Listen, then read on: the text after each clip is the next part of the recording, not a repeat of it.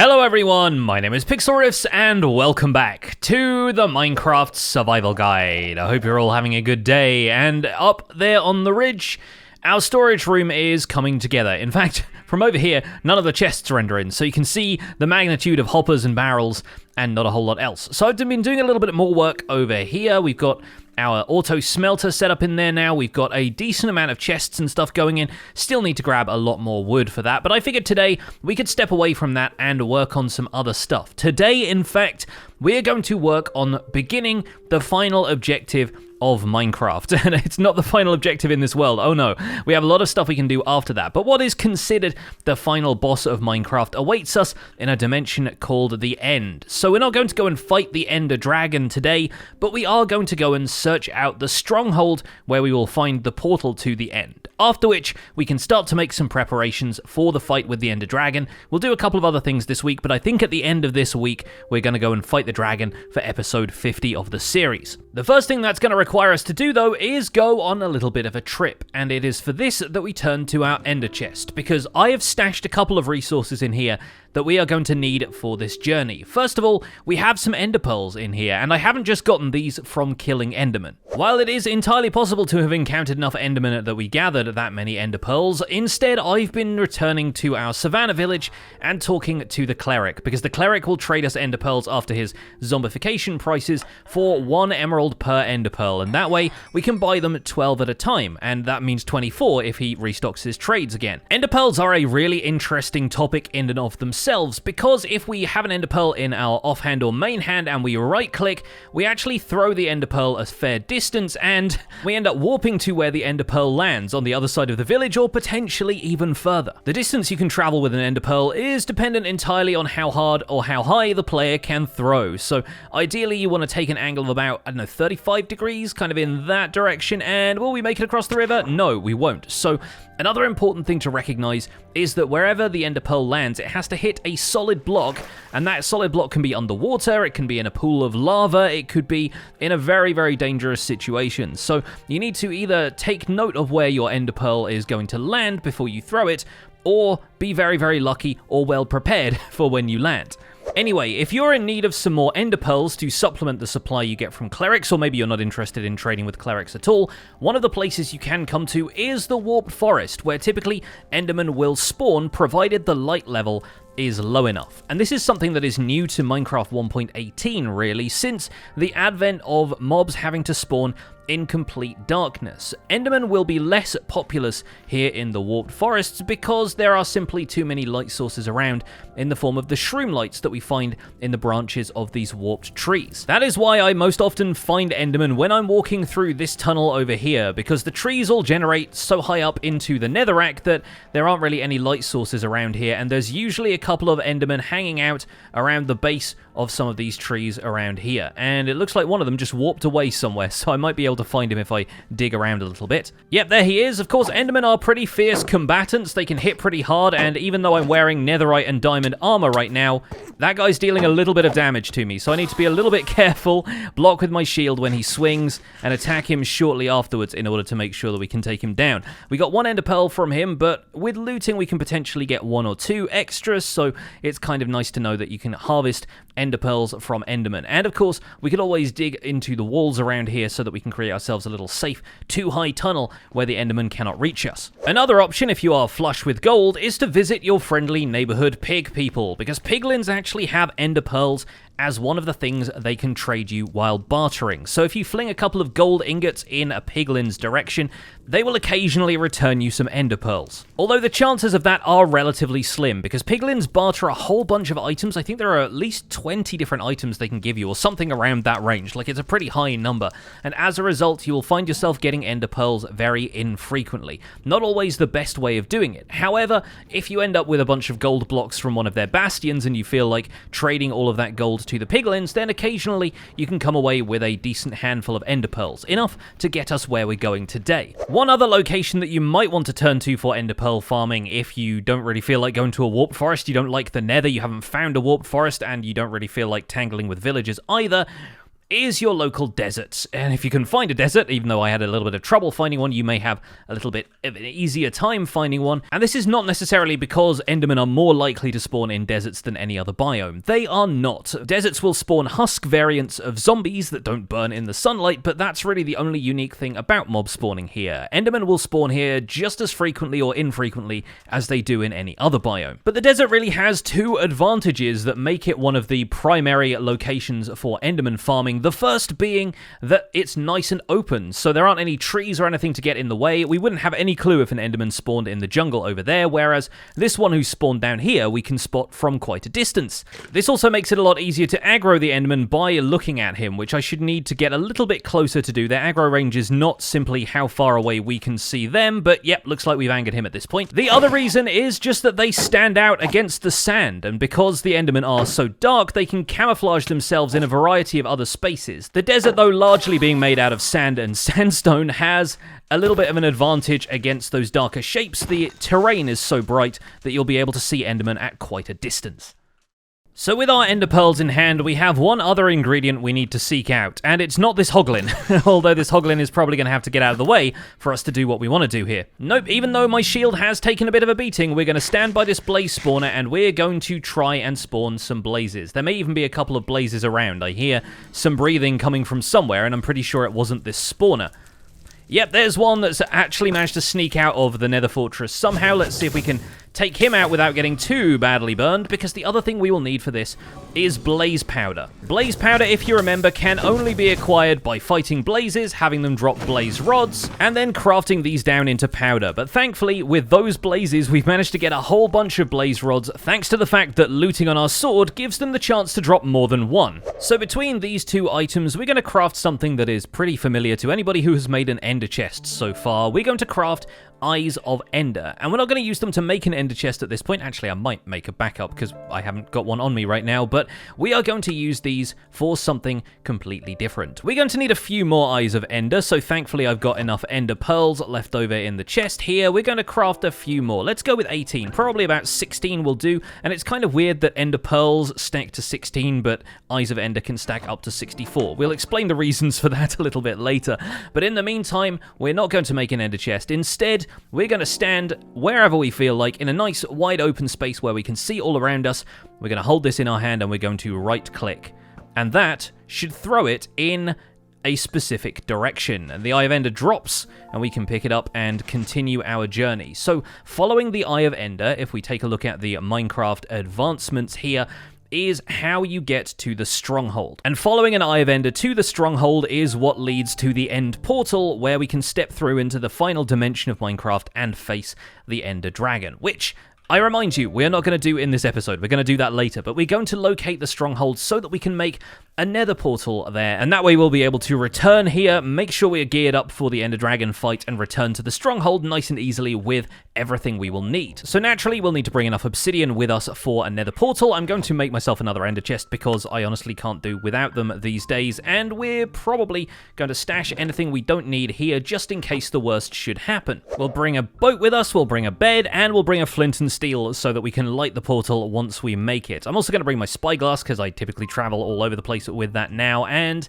which direction were we going? I think it was this way, across the farmland and out into the distance. Now, presuming you've started at spawn, and presuming that your spawn point is approximately 0, or as close to the center of the world as it can reasonably be when it spawned you, you'll probably be fine running about 1,000 blocks before you throw your next Eye of Ender, because the way Java Edition generates strongholds is in a series of rings expanding outwards from the center, and around the first ring, around the ring that is effectively closest to the center of the world, there are 3 strongholds. Each of these strongholds is a structure buried underground, somewhere between about 1,200 to 2,800 blocks away from 0. The stronghold does not always always generate out exactly the same coordinates in every world, of course. It depends quite heavily on your world seed. And it's also worth noting that Stronghold generation works a little bit differently in Bedrock Edition, because Java Edition has a limited number of strongholds. There's actually a really fantastic graphic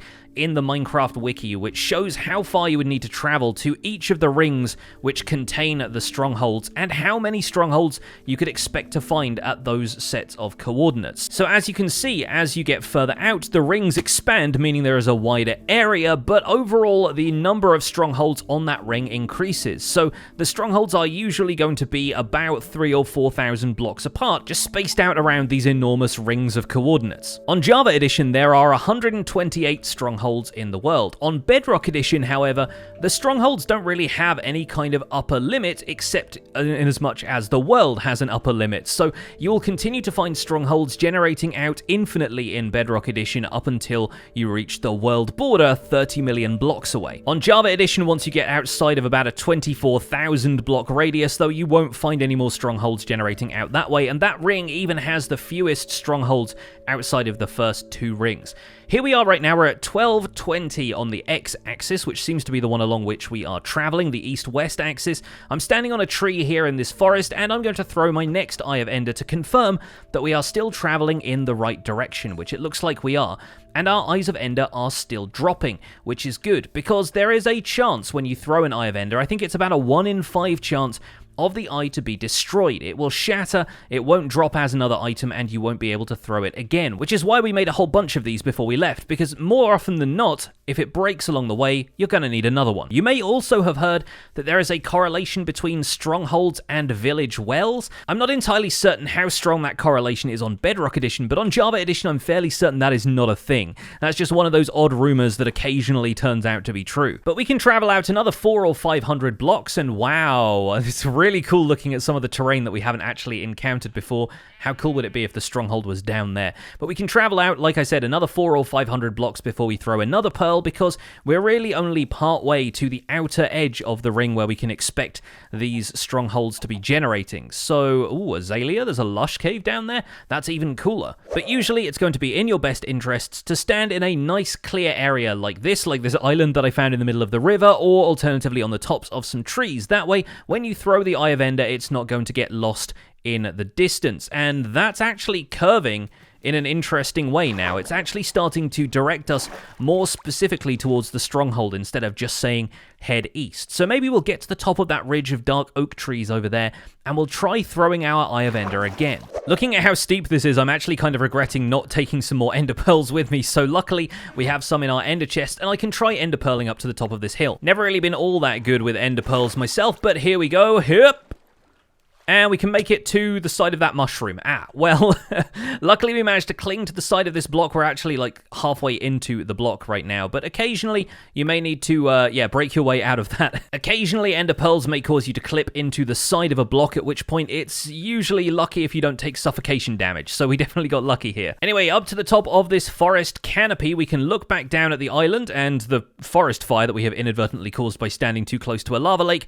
Let's take our Eyes of Ender and let's throw the eye again, and this time it corrects a little bit further back to the east, and it explodes. Okay, so that is what happens when you lose an Eye of Ender. The thing shatters, and there's a 1 in 5 chance, I think, of that happening. But the fact that it was correcting back towards the east gives me hope that it isn't just in the middle of this jungle biome somewhere. So while we're standing on the tops of these trees, let's try throwing another one. Yep, nope, that is definitely going back in the easterly direction. Having collected that Eye of Ender, I think we're going to boat down this river just a little way and see if there's a sensible place for us to throw our next eye. Our coordinates are up around the 2200s right now, which is still 600 blocks from the outside of the ring, but I'm expecting our stronghold to be back in this direction. Yes, there we go. Okay, so it looks like we are headed back to the west, and we might be able to triangulate the position of the stronghold from here. Let's quickly dive down and get that Eye of Ender, though, because these things are a little precious. We'll boat down the river a little way, and we'll try throwing another eye. I usually end up going into third person to throw these, because it's easier to see when the eye leaves you which direction it's traveling, especially if it ends up going behind you. So we're continuing down here. I actually wouldn't be surprised if it's underneath this little section of land right here. What we are looking for is for the eye to, instead of flying into the air, sink into the ground, or in this case, potentially into the water. But it looks like, yep, we're still going in that direction. Maybe from the top of that bamboo stalk over there, that might be where we're looking for. Let's chop a couple of pieces off of this one and quickly hop to it. There we go, managed to crouch on the edge of that. Let's throw our Eye of Ender from here, and it looks like it's still headed in that direction, so I don't know, maybe under the river? These are breaking more frequently now, which is not a sign that we're close to the Stronghold or anything. It's just bad luck on my part. It's looking like it's out in the river, and yeah, wow, we are breaking so many Eyes of Ender at this point. I am literally cursed. Every single eye that I've thrown has broken, but it looks like it was pointed back towards this chunk right here, where these melons and the jungle tree and the cocoa beans and stuff are. Let's try throwing from here, and it looks like it's headed back up into the trees. Well, it's pointed me back in the direction of these dark oak trees, and so from up here, we should hopefully be able to see the eye, yes, sinking downwards instead of traveling upwards. So that means, yep, the eye just fell, which means we can collect it again. Although I'm not entirely certain where it ended up just now, but it did seem to be going down through the floor in this direction. So, you know what? I think we're going to start staircasing down from over here, because this is definitely going to be a structure almost entirely underground, and so I'm hoping if we dig in this direction a little way and then start heading more downwards, we should hopefully be able to find it. I think we've dug to more or less where that Eye of Ender was going, and now we need to figure out how low down in the world it is. So I'm going to try a slightly safer way of digging directly downwards. It does look like our biome right now is a lush cave, by the way, so I'm excited to find where this stronghold has actually generated. But once we get down to this area here, I'm going to stand on the join between these two blocks, where we can dig out one side and then dig out the other side safely without falling if we uncover a hole below us. And it looks like we do have a lush cave biome right here, so yes, we can hop out of here.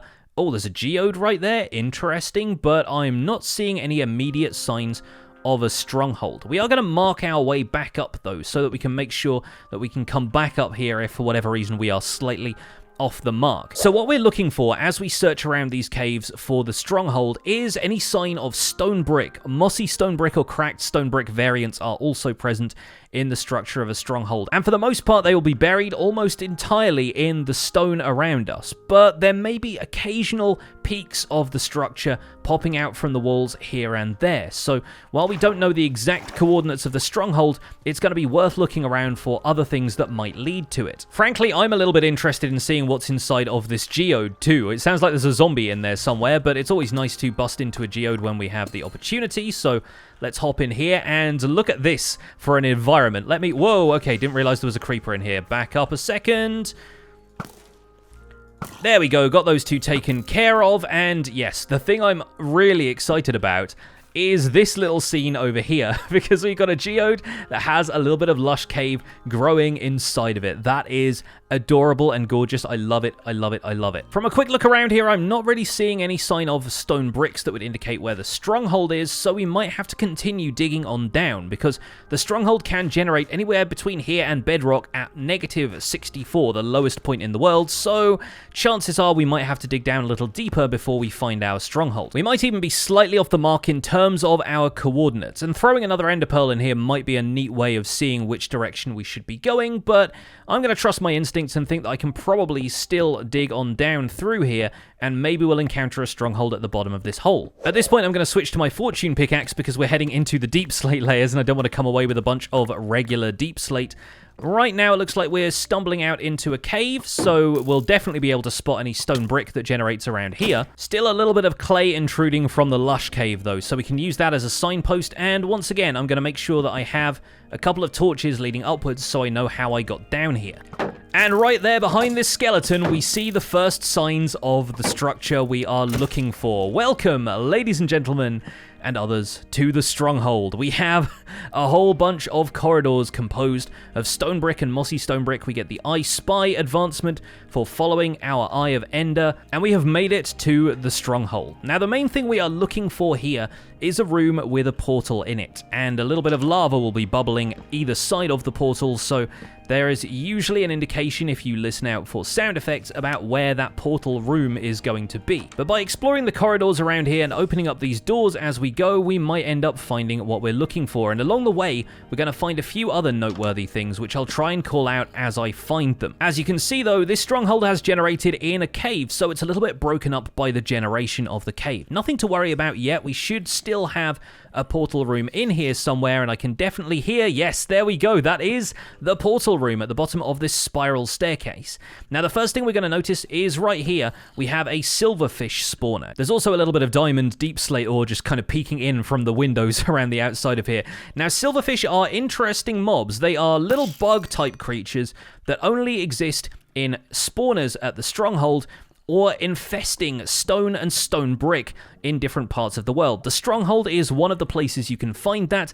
The other place you'll find that is in mountain biomes. If you've done any mining in mountains and wondered why these bugs start coming out of the rock whenever you break certain blocks, that is because that is silverfish stone, and silverfish don't seem beholden to the same mob spawning rules as other mobs. Even though we've lit up the spawner right here and the entire room around us is lit up by torches and lava, the silverfish will still spawn from this spawner. We're not going to break the spawner right now, even though I would prefer to, because I find silverfish kind of gross and they don't really drop anything useful, because maybe we'll do something with that a little bit later. Beyond the spawner, of course, is the thing we are really here for. As you can see, this frame around this lake of lava in the center here is made out of things that resemble the Eyes of Ender that brought us to the Stronghold, and we actually have some sockets in each of these frame blocks into which our Eyes of Ender can be placed.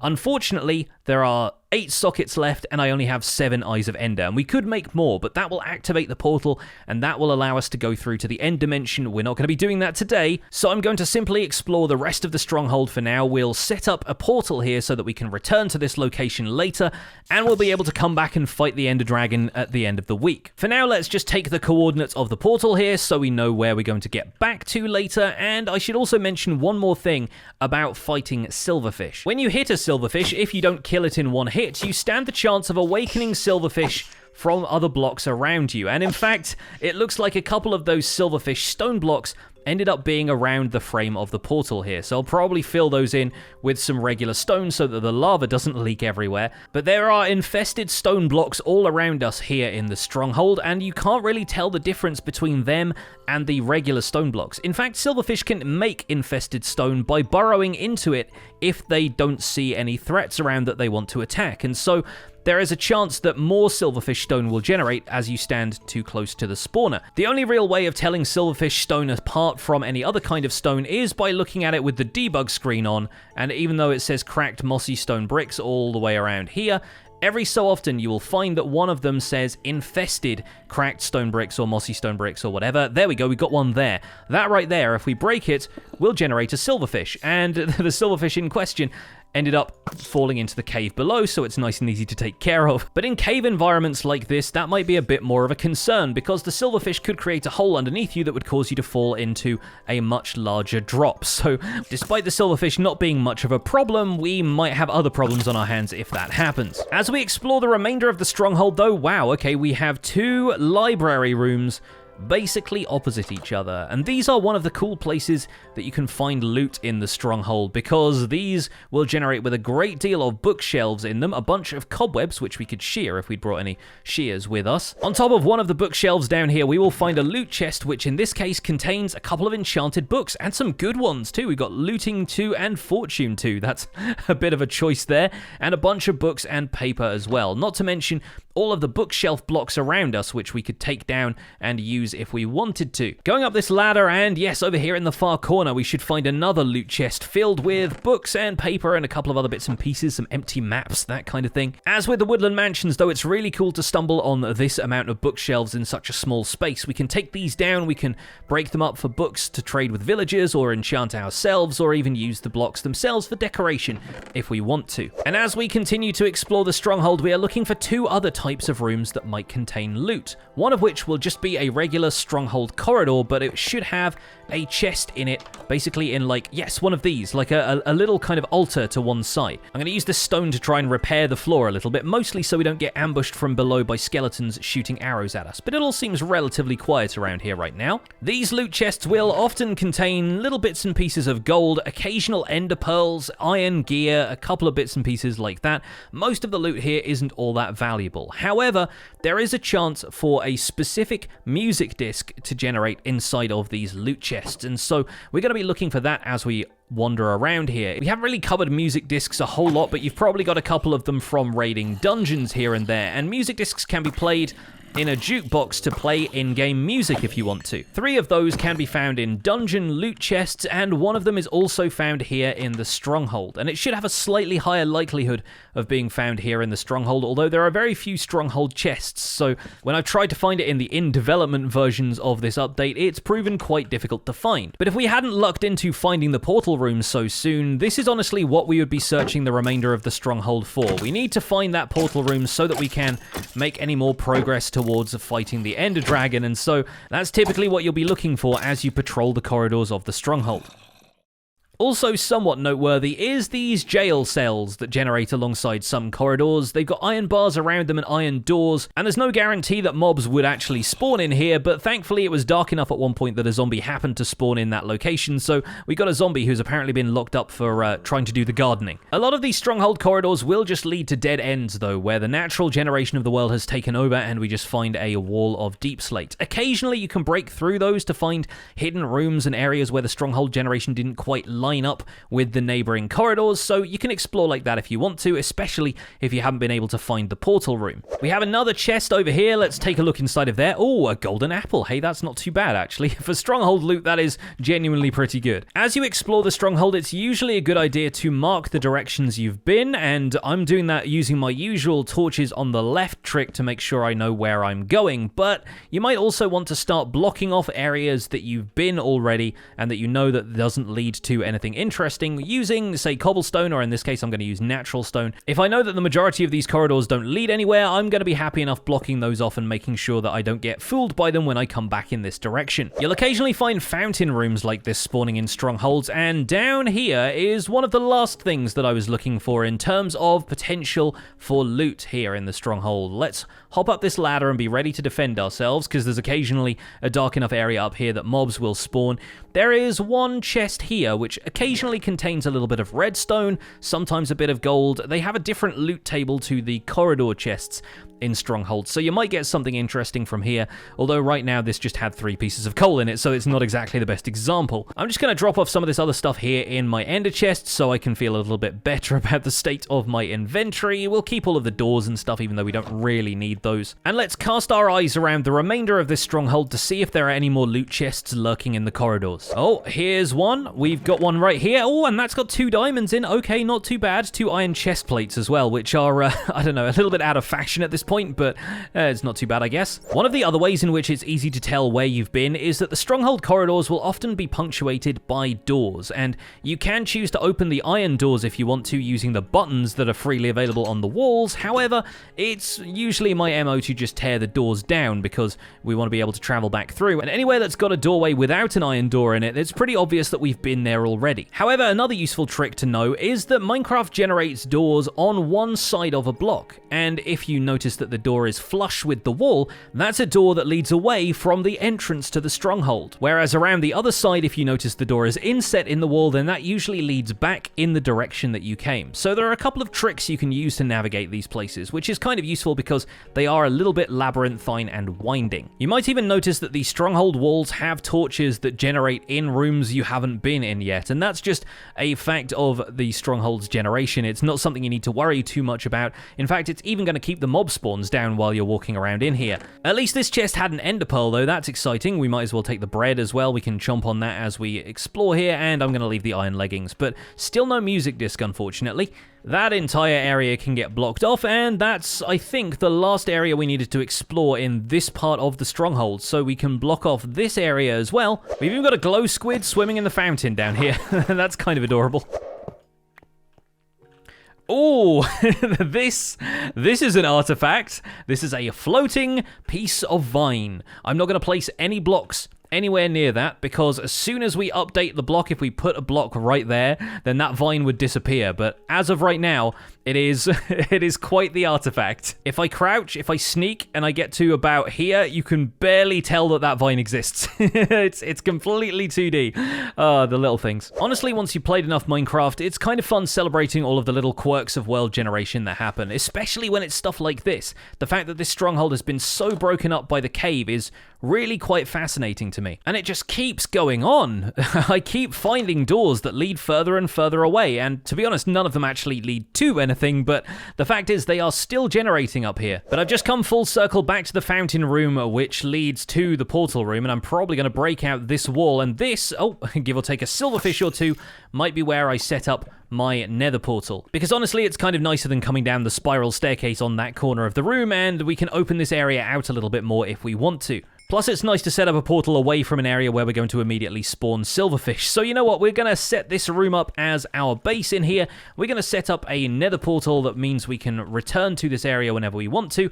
And because we're in a lush cave, there's even a tropical fish up here in the fountain. We might even make the nether portal right here by the fountain. Why not? Let's make a 3x3 and let's have the fountain framed by the nether portal in the background. We're going to light this with our flint and steel, take the coordinates and step on through. And we are on the edge, the very edge, wow, of a crimson forest. So I'd better step through the portal again right away because I didn't bring my gold helmet with me. At least if I wanted to, I could throw down my ender chest and make a little bit of gold stuff and wear that through to the nether again. But it looks like we've done everything we came here for. We have a nether portal linking us to the stronghold, and we can complete the end portal that will take us to the end later this week. But folks, for now, I think that's where we're going to leave it for this episode of the Minecraft Survival Guide. Have fun out there finding your own strongholds. But for now, thank you for watching. My name has been Pixlriffs. Please don't forget to leave a like on this video if you enjoyed it. Subscribe if you want to see more, and I'll see you folks soon. Take care. Bye for now.